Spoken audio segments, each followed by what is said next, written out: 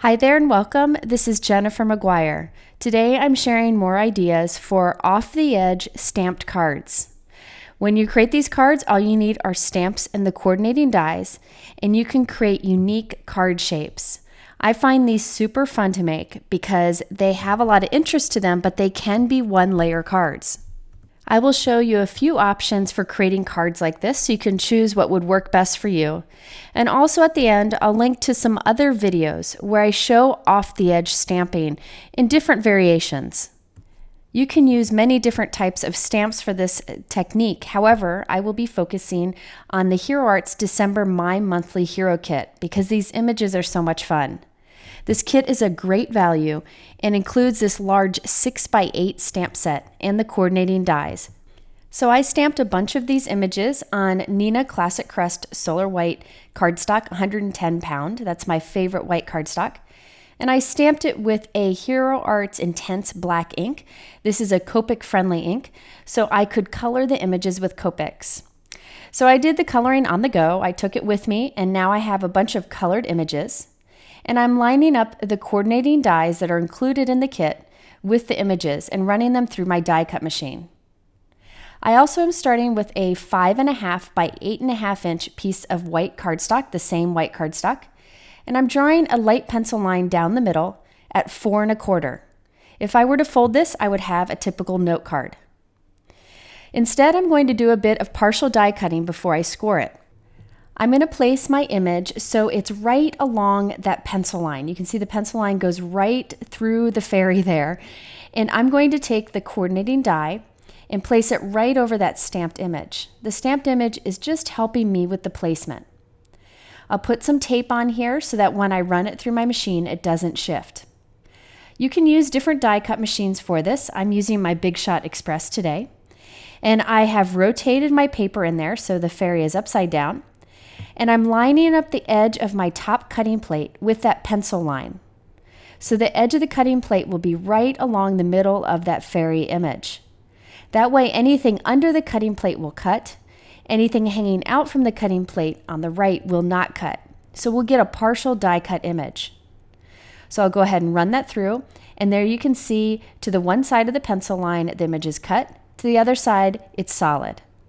Next, I'll score right along the pencil line, but only above and below where our die cut ends. So you'll see I did above it and below it, but not through that die cut area. When you fold the card, you'll see that it looks kind of funny here, but I'm just going to reinforce the score line so I have a nice fold. And then I'm going to cut off the part of that die cut that's hanging off. Now you could use scissors to chop this, or you could just use your trimmer as I am, but just be careful not to cut through the card. You're just cutting off what's hanging off of the card. So there we have that partial window right along the edge. Now it's time to glue into that partial window our little stamped image. You want to make sure you glue this on well because you don't want it to kind of fall off when the person opens and closes the card. So I'm putting strong liquid adhesive on the back of my little image here.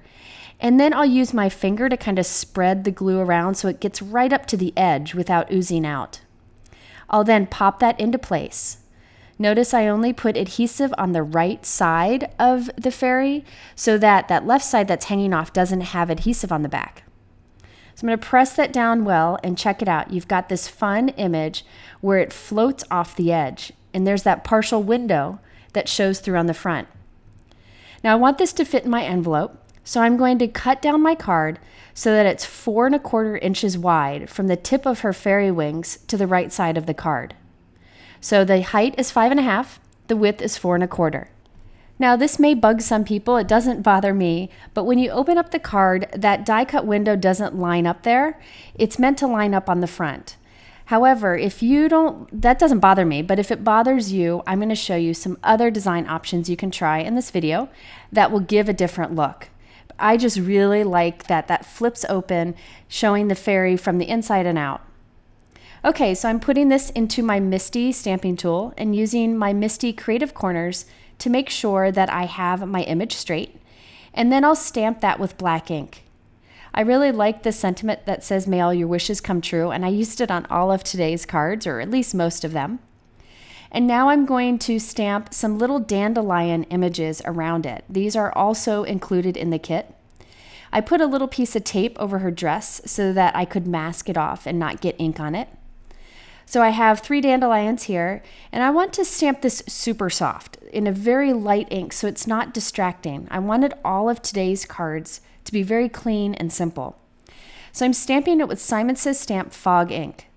I wanted a little bit darker than what the ink provides with the first stamping, so I stamped it 3 times, and I end up with the perfect, soft little dandelion images in the background. I used the glitter pen included in the kit to color in her wings and the top of her wand. This Stardust glitter pen gives so much glitter. You can do tiny areas or cover large areas as I did, and it gives you the most sparkle. So here's the finished card. I have an envelope where I stamped a matching fairy on the flap. You can see how it fit in the envelope just fine, and when you take it out, you have that unique shape design. I stamped a dandelion on the inside, and here's a closer look at the glittery look that we have on the fairy wings and the top of the wand. This is actually a 1-layer card, very simple design, and something that you can make lots of very quickly. Let's do another example using this same technique before we move on to other variations.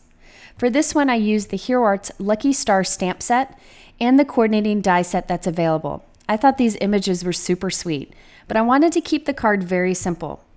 Again, I'm starting with 5.5 by 8.5, drawing a pencil line down the center at 4.25. I'll take the coordinating die, place it over the pencil line, and the pencil line's actually going through where their hands connect. I rotate it around, put it in my die cut machine, with the top cutting plate only over half of it, right up to the pencil line, and there we get that partial die cutting.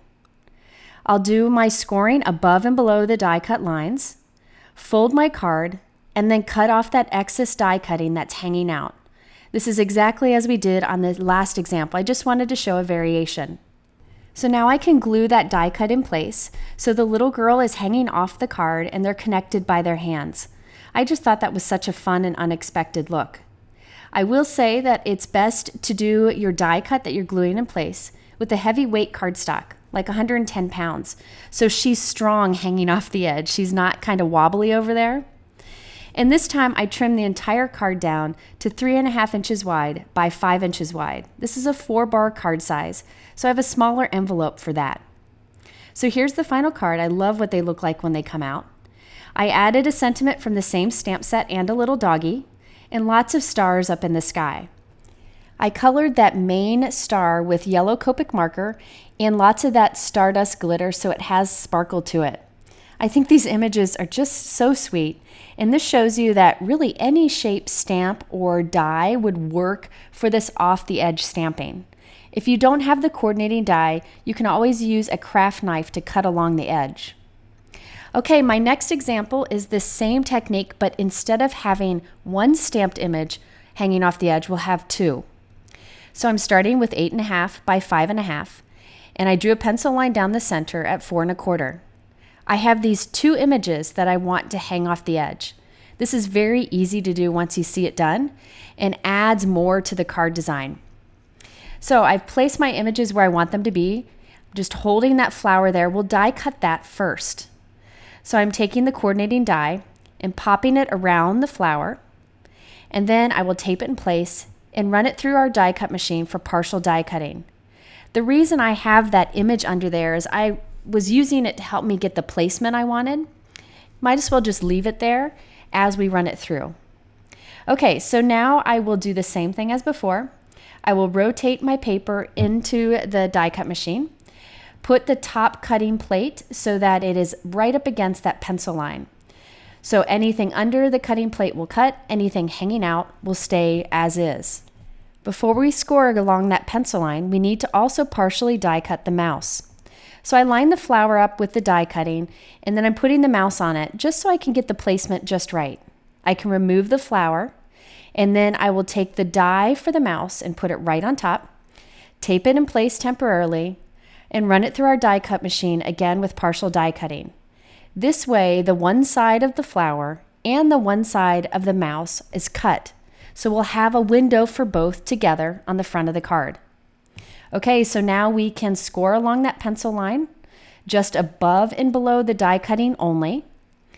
Then we can fold it and cut off all those silly looking extra pieces that are sticking out.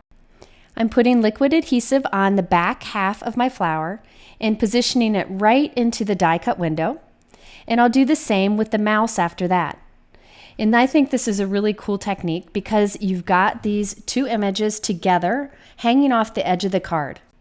By the way, in all of today's examples, I did the off the edge stamping on the left side of the card, but you could rotate this card and have everything hanging off the top of the card.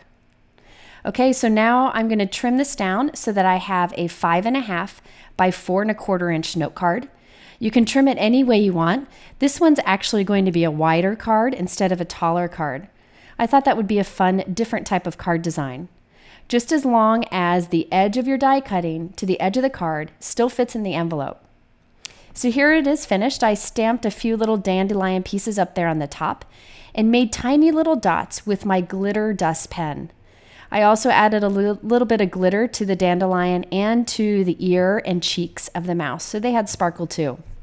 And by the way, if you're an on-the-go colorer like me, you can go and color a ton of these images, come back, die cut them, and quickly put this card together.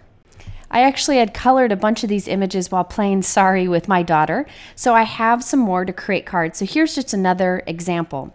Now I created the card in the exact same way that I just showed you, with two images. But this time I used the mushroom and a fairy that are included in that kit. Now I wanted to show you another fun thing that you could do to the background. Instead of just doing stamping on it, I added some die cutting for a tone-on-tone look.